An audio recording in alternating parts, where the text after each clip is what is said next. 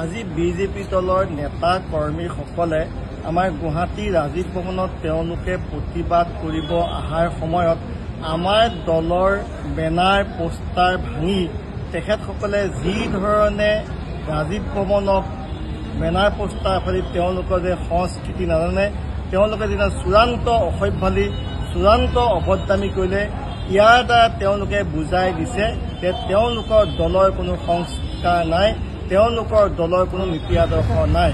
আপোনালোকে দেখিব যেতিয়া তেওঁলোকে ৰাজীৱ ভৱনত আহি প্ৰতিবাদ কৰিব আহিছে, আমি দলৰ নেতা কৰ্মীসকলে তেখেতসকলক সন্মুখত আমি ৰখি আছো।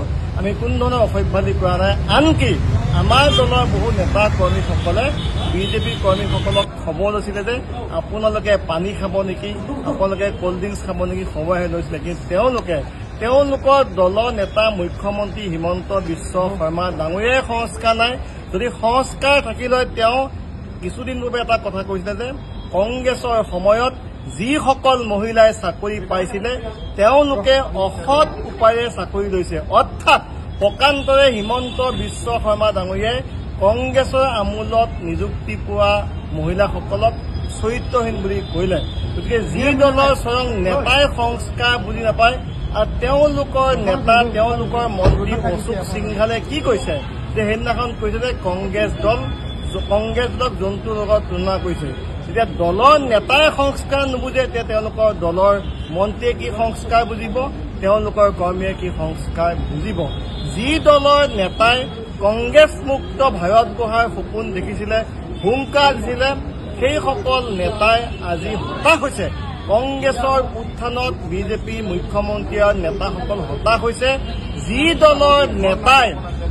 দলৰ নেতাই নাথুৰাম গাডছেক সমৰ্থন কৰে, মহাত্মা গান্ধীক সমৰ্থন নকৰে, সেই যি দলৰ নেতাসকলে স্বাধীনতা আন্দোলনৰ মূল্য নুবুজে, ভাৰতবৰ্ষত যদি কংগ্ৰেছে স্বাধীন নকৰিলে হয় নৰেন্দ্ৰ মোদী ডাঙৰীয়া, অমিত শ্বাহ, হিমন্ত বিশ্ব শৰ্মা ডাঙৰীয়া আজি মুখ্যমন্ত্ৰী হ'ব নোৱাৰিলে হয়। গতিকে আজি তেওঁলোকে যি ধৰণে তেওঁলোকৰ প্ৰকৃত চৰিত্ৰটো ৰাইজৰ আগত উদঙাই দিলে। আৰু এটা কথা ক'ব লাগিব যে ভাৰতীয় জনতা পাৰ্টী আজি অত্যন্ত মানসিকভাৱে দুৰ্বল হৈছে, ভয় খাইছে।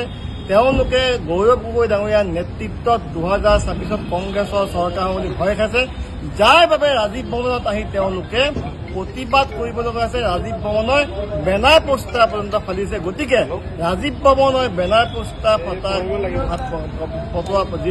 ফটাইছে, এই কাৰ্যক আমি তীব্ৰ ভাষাৰে গৰিহণা দিছোঁ। আৰু মুখ্যমন্ত্ৰী ডাঙৰীয়া আৰু বিজেপি দলৰ সভাপতিগৰাকীয়ে এই অনৈতিক কাৰ্যৰ বাবে অনতিবিলম্বে ক্ষমা খুজিবৰ বাবে দাবী জনাইছোঁ।